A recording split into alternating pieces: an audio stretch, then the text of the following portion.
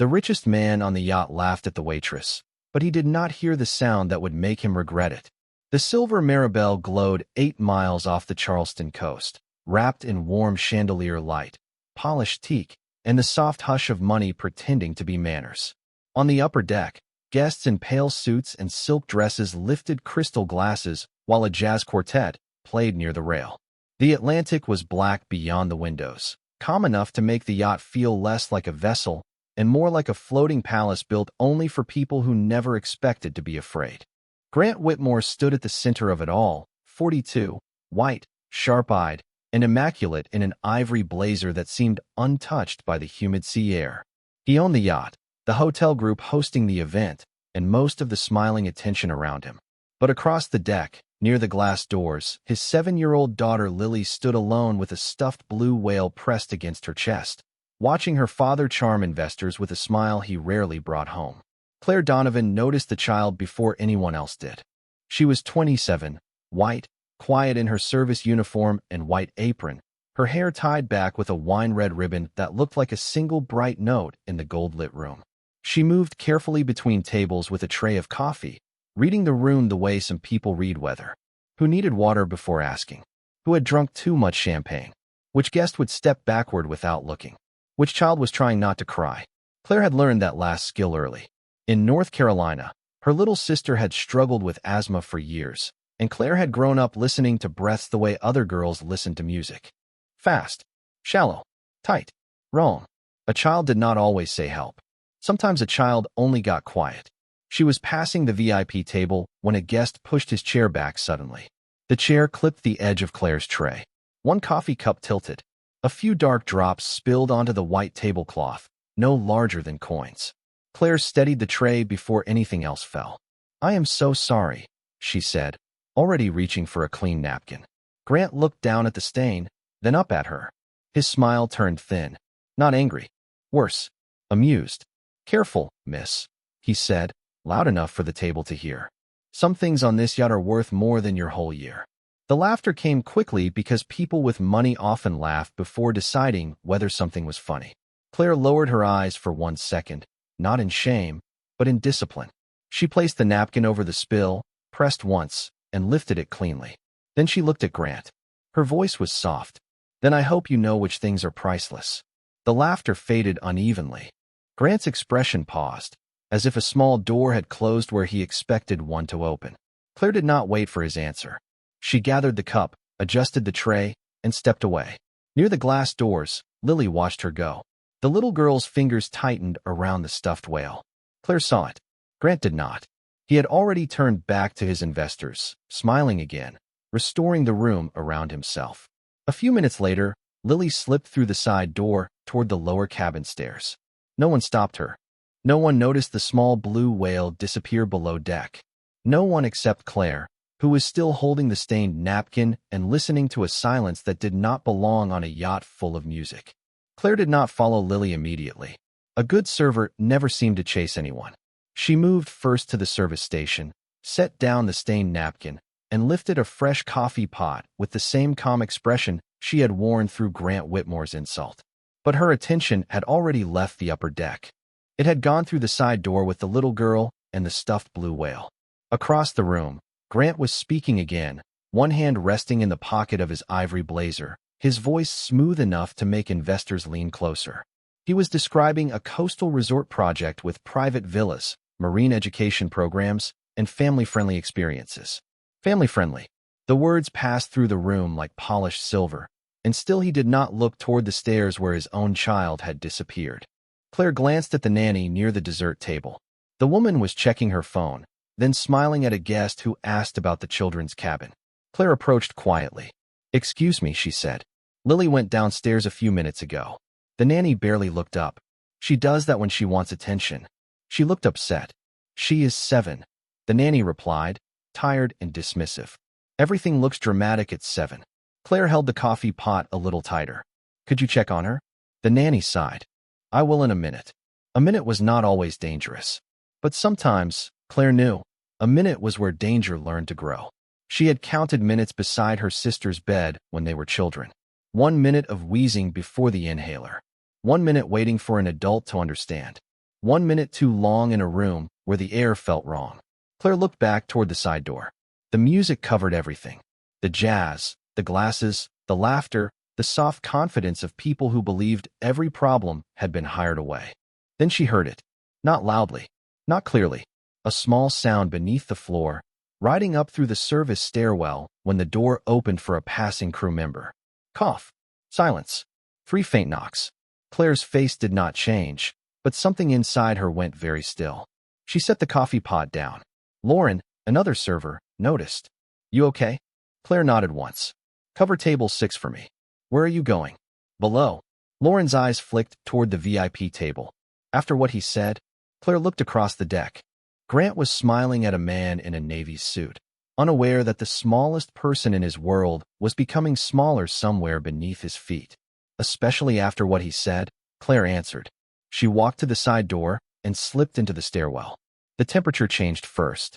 The upper deck had been warm with bodies and expensive lighting. The lower passage was cooler, with white walls, brass handles, and the faint hum of air conditioning.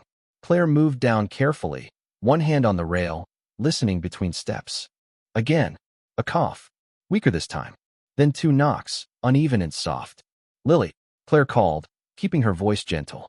No answer. She reached the lower cabin corridor. Doors lined both sides, each marked with polished plaques. Guest suite, playroom, reading nook, storage. Near the end, a blue stuffed whale lay on the carpet, half hidden under a bench. Claire picked it up. Its fabric was warm from a child's hand. The silence around it was not empty. It was waiting. From behind the reading nook door came a tiny scrape, then a whisper so thin Claire almost missed it. Daddy.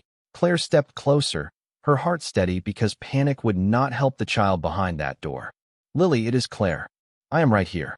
A shaky breath answered. Then the small voice came again. I cannot open it. Claire tried the handle.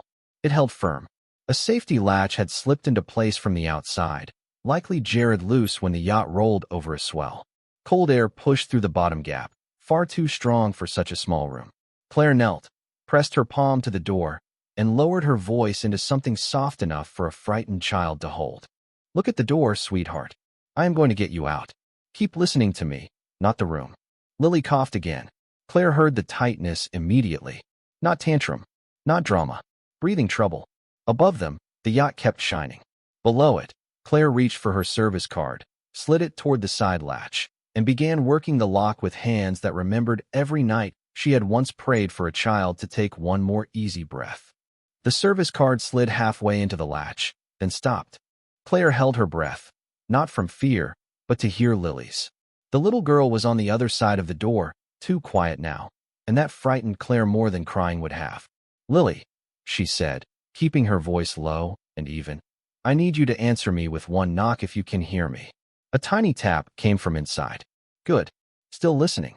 Still fighting the fear. Claire adjusted the card and tried again. The latch clicked, but did not release. The door had shifted slightly in its frame when the yacht rolled, pressing the mechanism at a bad angle. Above, the muffled music continued as if the world were made only of brass, champagne, and easy conversation. Down here, every second had edges. Claire looked toward the end of the corridor and spotted the emergency intercom beside a linen cabinet. She pressed the button with her free hand. This is Claire Donovan in the lower cabin corridor. A child is locked in the reading nook and having trouble breathing. Send the medic now. Static cracked. A crew member answered, startled. Repeat that. Claire did not raise her voice. Lily Whitmore is locked in the reading nook. Send the medic and bring the master cabin key. Now. The name changed everything. Footsteps began somewhere overhead. Claire returned to the door and placed the stuffed whale against the bottom gap. Lily, I found your whale. He is right here with me. A shaky sound came from inside. Part cough, part sob. I want Daddy. Claire closed her eyes for half a second. Not because she blamed the child. Because the word carried all the loneliness she had noticed upstairs. I know, sweetheart. He is coming. But until he gets here, you and I are going to do something together. I cannot breathe good. The words were small, broken by tight air. Claire's body remembered another bedroom, another child, another night when adults were too slow because they did not understand what they were hearing. She had been 13 then, sitting beside her sister while their mother searched for the rescue inhaler. Claire had learned to count breaths before she learned to balance a tray. "Look at the red ribbon in my hair," she said through the door. "Can you see it through the little window?" There was a pause. "A little. Good. Keep your eyes on the red. We are going to breathe like we are cooling soup. Slow in. Slow out." Lily tried. The first breath caught. Claire heard it. Not too big. Tiny sips of air. Like smelling hot cocoa. A faint inhale. Now blow like you are moving a feather. A thin exhale followed. Better. Not fixed, but better. Claire worked the service card again, this time lifting the handle as she pressed. The latch gave a little, then stuck. From the stairwell, hurried steps echoed down. The nanny appeared first, face pale now that the problem had become real. "Oh my goodness, Lily." Claire did not look away from the lock. "Call her father. The medic is coming." "Call her father," Claire repeated, still calm, and somehow that calm made the order impossible to argue with. The nanny ran back toward the stairs, calling into her radio. Claire slipped the card lower, found the second catch, and pressed. Click. The door opened 1 inch. Cold air rushed out, sharp and steady. Claire reached inside, found the manual latch with 2 fingers, and eased it open wider. Lily sat on the floor beside a small bookshelf, knees tucked close, cheeks damp, eyes fixed on the wine-red ribbon as if it were a lighthouse. Claire entered slowly, turned the air conditioning vent away, and wrapped a folded throw blanket around the child's shoulders. "There you are," she whispered. "You did so well." Lily clutched the stuffed whale, then reached for Claire with her free hand. Claire took it, warm and trembling, and guided her through another small breath.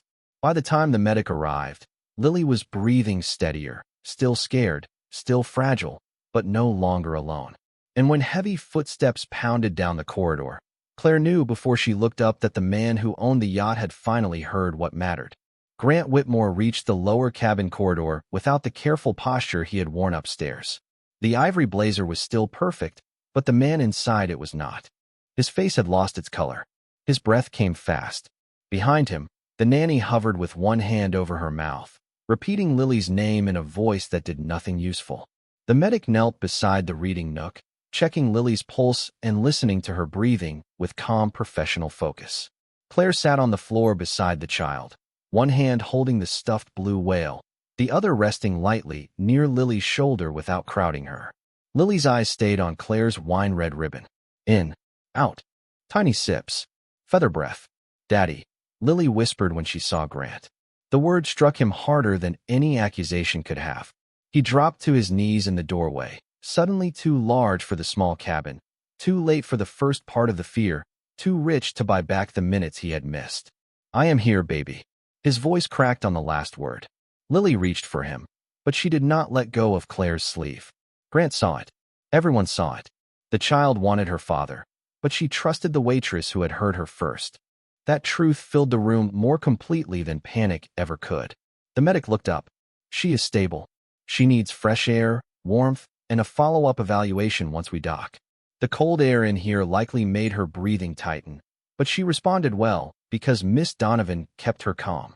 Grant looked at the vent turned away from the chair, the service card on the carpet, the loosened latch, the blanket around Lily's shoulders. He saw the whole story without anyone needing to explain it. Claire had listened. Claire had come down. Claire had opened the door. Claire had kept his daughter from feeling alone. And he had laughed at her over coffee drops. "Claire," Lily murmured, tugging gently at the ribbon. "Can she come upstairs too?" Grant looked at Claire then. Not as staff. Not as the woman he had mocked. As the person his daughter had chosen while afraid. Claire answered Lily before he could. "I will walk right behind you." Her voice was soft, steady, ordinary in the way real courage often sounded. Grant moved aside as the medic helped Lily stand. He wanted to lift his daughter, to prove something, to repair the image of himself in one dramatic motion. But Lily leaned first toward Claire, and Claire did not take advantage of that trust. She only gave the stuffed whale back and said, "Your dad is right here now." That kindness nearly undid him. She could have made him feel smaller. She could have let the corridor watch him suffer. Instead, she gave him away back to his child without making herself less important. Grant rose slowly and offered Lily his hand. This time she took it. As they moved toward the stairs, the nanny began to explain too quickly. "She often hides, Mr. Whitmore. I thought she was being dramatic. I was just upstairs for a moment." Grant stopped. The corridor tightened around his silence. A few hours ago, he would have needed someone to blame because blame was easier than shame. Now he only looked at his daughter's small hand inside his own and understood that the first person who had dismissed Lily's loneliness was not the nanny. It was him. "We will discuss it later," he said quietly. No anger. No performance. Just a door closing on excuses. At the stairs, Lily paused and looked back at Claire. "You heard me." Claire nodded. "You were worth hearing." Grant lowered his eyes.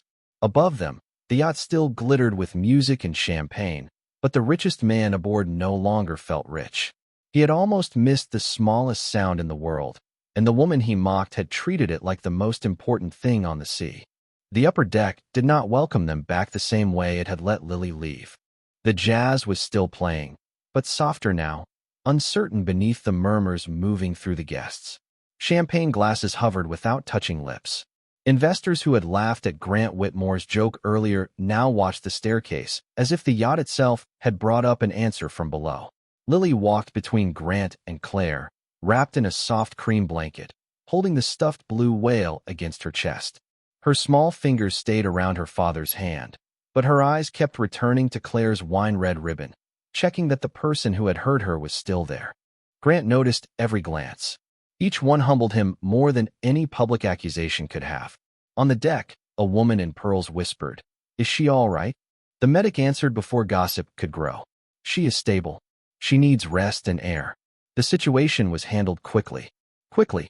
Grant heard the word and knew it belonged to Claire, not to him. He had arrived after the fear, after the knocks, after the careful breathing, after the door opened. He had arrived when his role had already become apology. The nanny stood near the bar, pale and trembling, but Grant did not make the child's fear into a spectacle of blame. He looked at his event manager instead. "Move the guests away from the family area." In the presentation, the manager blinked. "Sir, the investors are waiting for the final announcement." Grant looked down at Lily, then back at the man. "My daughter was waiting too." The answer silenced more than the manager. It moved across the deck, table by table, until the entire yacht seemed to understand that something more important than a deal had been missed. Claire stepped back, ready to return to the service station. That was the habit of people who save things without expecting to be seen. But Lily caught her sleeve again. "Do not go yet." Claire lowered herself slightly, careful not to make the moment larger than the child. "I am right here." Grant watched the movement. Gentle, grounded, no claim, no performance.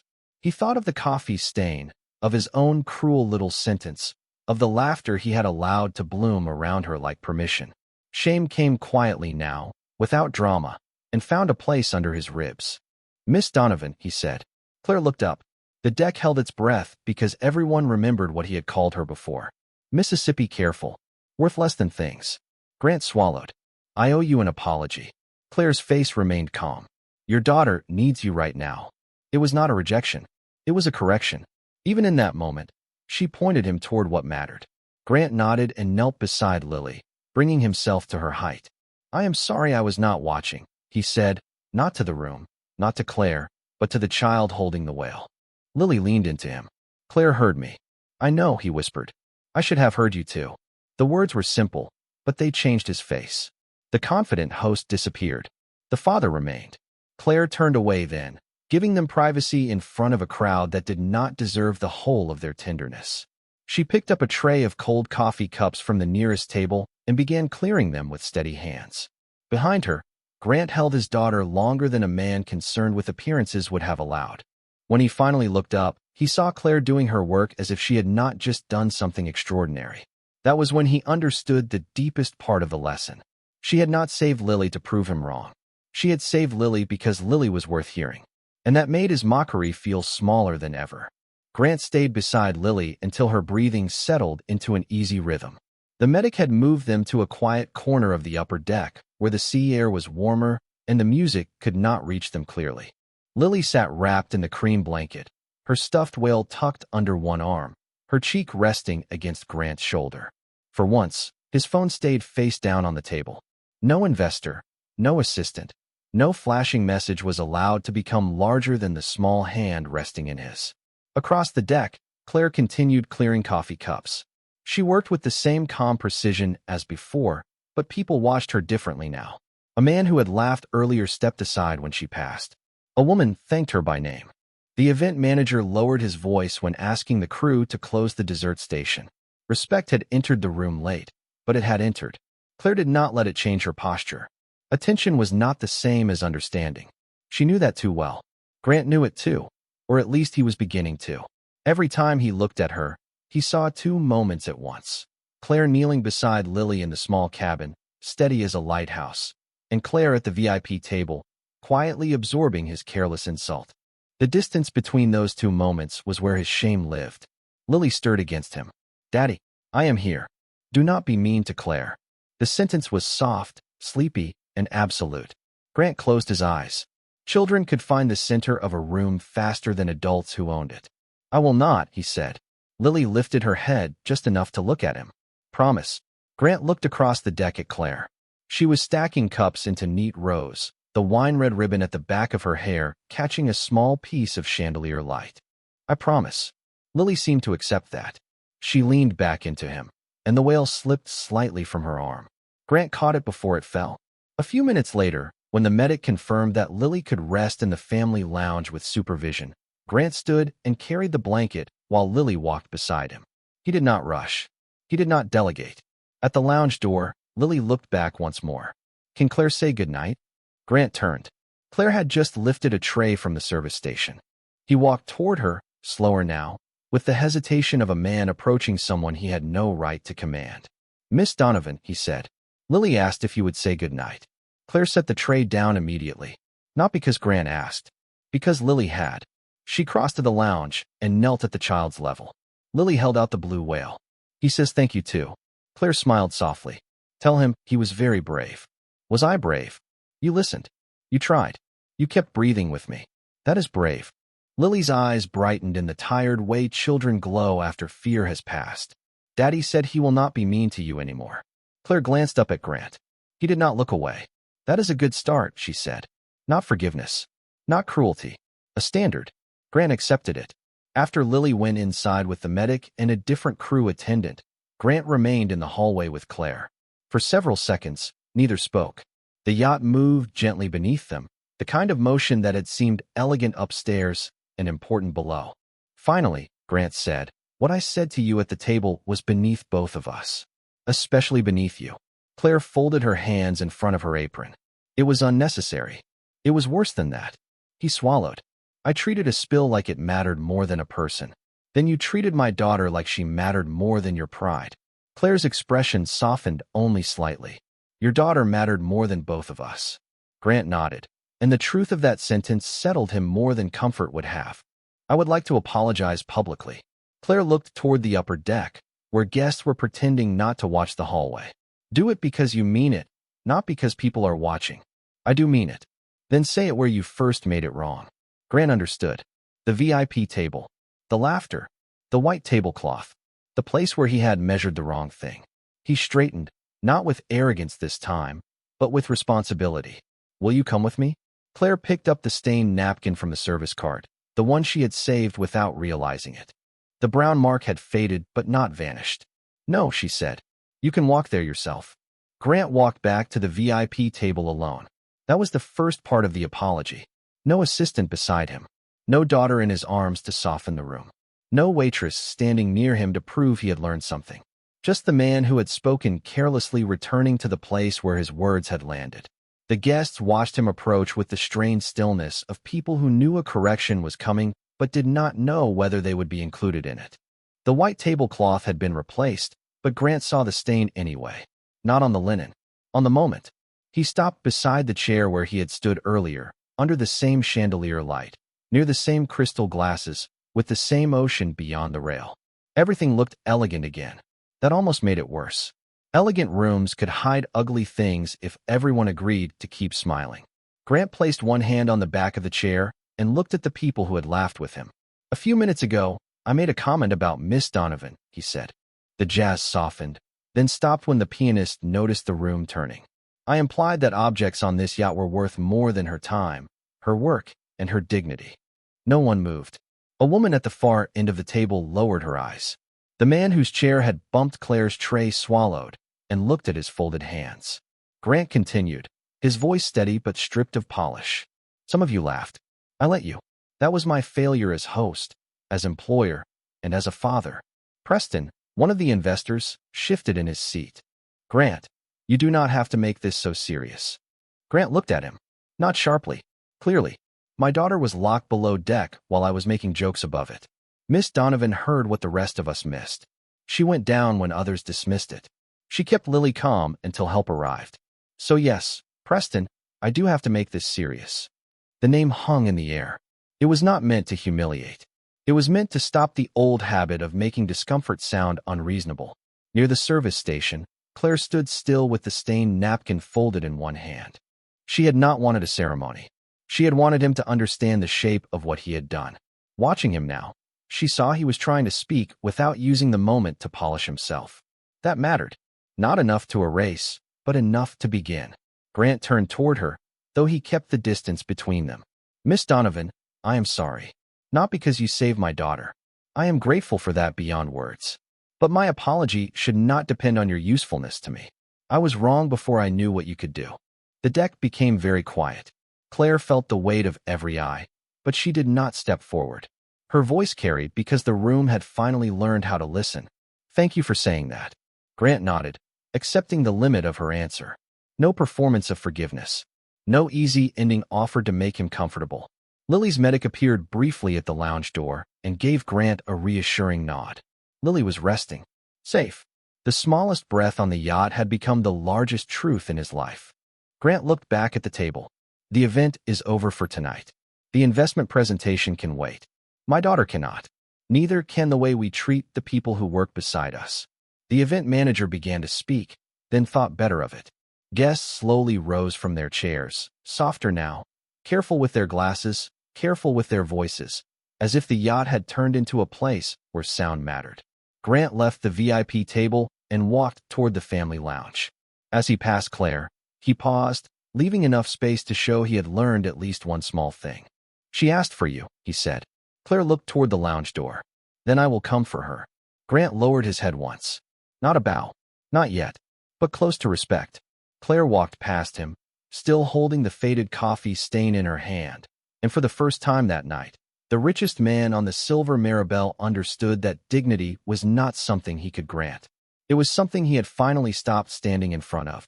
Claire found Lily in the family lounge curled beneath the cream blanket, the stuffed blue whale tucked under her chin like a tiny guard. The room was quiet now, lit by a small brass lamp and the soft blue shimmer of the sea through the window. The medic sat nearby, writing notes, while a crew attendant placed warm water on the side table. Lily looked up as soon as Claire entered. Her face was tired, but her eyes were clearer. You came. Claire smiled gently and knelt beside the couch. You asked. Lily reached for the wine-red ribbon at Claire's hair again, then stopped herself, as if remembering it belonged to someone else. Claire noticed and untied it carefully, folding the ribbon once before placing it across Lily's blanket. You can hold it until we dock. Lily touched it with 2 fingers. It helped me breathe. Grant stood near the doorway, watching without stepping into the moment too quickly. That was new for him. Earlier, he would have filled the room with decisions. Now he let the quiet decide where he belonged. Lily looked at him. Daddy, can Claire stay with us until we get home? Grant's eyes moved to Claire, but he did not answer for her. Another new thing. That is up to Miss Donovan, he said. Claire rested her hands on her knees. I can stay until we reach the harbor. Then you and your dad will go to the doctor, and I will finish my shift. Lily frowned. But you saved me, and now your dad is here. Claire's voice stayed soft. That is how helping works. You do not keep someone just because they helped you once. Grant absorbed the sentence in silence. It was for Lily, but it reached him too. Claire was teaching boundaries, even in kindness. Lily nodded slowly, not fully understanding, but trusting the tone. Will you teach Daddy the breathing? Claire looked at Grant. He stepped forward then, not as the owner of the yacht, but as a father willing to be taught by the woman he had mocked. Claire placed one hand lightly over her own chest. Small breath in, like smelling hot cocoa. Slow breath out, like moving a feather. Lily demonstrated first. Grant followed, awkwardly at first, then with care. The 3 of them breathed together in the small lounge while the yacht moved through the dark water, and for a few seconds, No one above deck mattered at all. When Lily finally grew sleepy, Grant pulled the blanket higher around her shoulders. "I am sorry I was not listening," he whispered. Lily's eyes were half closed. "Listen better tomorrow." The words were innocent, almost drowsy, but they landed like a promise required. Grant nodded. "I will." Claire stood quietly and reached for the ribbon, but Lily held it out with both hands instead of clutching it. "Thank you for hearing me." Claire took the ribbon back and tied it around her hair again. "Thank you for knocking." Outside the lounge, the upper deck had emptied into a strange, respectful calm. Guests were gathering coats. Crew members moved in careful lines. The event manager avoided Claire's eyes. Grant walked beside her toward the service station, keeping enough distance that no one could mistake gratitude for ownership. "Miss Donovan," he said, "when we dock, I want the medical team to evaluate Lily immediately. I also want every child safety procedure on this yacht reviewed by people who actually work the lower decks." Claire looked at him. "Ask the crew before the consultants." He nodded. "I will. And ask your daughter before the schedule." That stopped him. Then, slowly, he nodded again. "I will do that first." Claire picked up her tray of cold coffee cups. The stained napkin still lay folded beside it, a small brown mark on white cloth. Grant looked at it, then at her. "May I keep that?" Claire studied him for a moment. "Why?" "To remember what I thought mattered before I learned what did." She handed it to him without ceremony. He accepted it like something heavier than fabric. The yacht turned toward Charleston's harbor lights, and the man who once measured worth in objects stood holding a stained napkin, learning that some lessons arrive quietly, carried by the people we almost fail to respect. The silver Mirabelle reached Charleston just before dawn, moving through the harbor with its lights softened and its music gone. The yacht that had left the coast as a stage for wealth returned as something quieter, almost humbled by the tide. Guests stepped onto the dock in lowered voices, carrying coats, small purses, and the uncomfortable memory of what they had laughed at before they understood. Grant Whitmore stood near the family lounge door with Lily's blanket over one arm and the stained napkin folded in his jacket pocket. Lily had been checked again by the medic and was stable, sleepy, and safe. She held her blue whale in one hand and her father's fingers in the other, and every few steps he looked down at her as if learning the shape of gratitude from scratch. Claire stayed behind at the service station. Finishing the work no one applauded. She counted cups, stacked saucers, wiped a ring of coffee from a tray. Her wine-red ribbon was tied neatly again, though a few loose strands of hair framed her tired face. Lauren touched her arm gently. "You did more than enough tonight." Claire glanced toward Lily, then back to the tray. "Enough is when the shift is done." Lauren smiled, but her eyes shone. "You know what I mean." Claire did. She simply did not need the night to become about her. Near the gangway, Grant spoke quietly with the captain, the medic, and the head of crew. "Review every latch in the children's areas," he said. "Interview the lower deck staff first. They know what fails before paperwork does." The captain nodded. Grant continued, "And no childcare decision on this yacht happens without Lily being asked what makes her feel safe." Lily looked up, surprised by the sound of her own name being treated like something that mattered. Claire saw that from across the deck, and it did more for her than any apology could have. Grant walked over only after she set down the last clean cup. He stopped at a respectful distance. "Miss Donovan." Claire turned. "Mr. Whitmore." For a moment, he seemed to search for words large enough, then chose smaller ones. "Thank you for hearing my daughter." Claire looked at Lily, who lifted the blue whale in a tiny wave. "She made sure I could." Grant lowered his eyes, then took the stained napkin from his pocket. "I am keeping this, if you still allow it." "It is just a napkin." "No," he said softly. "It is the difference between what I noticed and what I should have noticed." Claire did not answer right away. The sky over Charleston was turning pale gray, and the first gulls moved above the marina in clean, quiet lines. "Then do not keep it in a drawer," she said. "Keep it somewhere it can interrupt you." Grant nodded, understanding that she was not giving him a souvenir. She was giving him a responsibility. Lily stepped forward with her father's hand still in hers. "Claire." "Yes, sweetheart." "If I knock again, will someone hear me?" Claire crouched to her level. "Your dad will." Lily looked at Grant. He knelt too, without caring who saw. "I will," he said, "even if it is the smallest sound." Lily seemed satisfied. She leaned into him. and he held her with the careful strength of a man who finally knew what could not be replaced. Claire stood, picked up her empty tray, and prepared to leave through the service exit. Grant did not offer diamonds. He did not offer a speech. He did not turn gratitude into a performance. He simply stepped aside so she could pass. That was the first respectful thing he had done without needing to be taught twice. As Claire walked down the gangway, the wine-red ribbon moved softly in the morning wind. Behind her, the millionaire remained on his yacht with everything he owned, and one lesson he had not bought. Sometimes, the person you mock is the only one listening closely enough to save what your money cannot replace.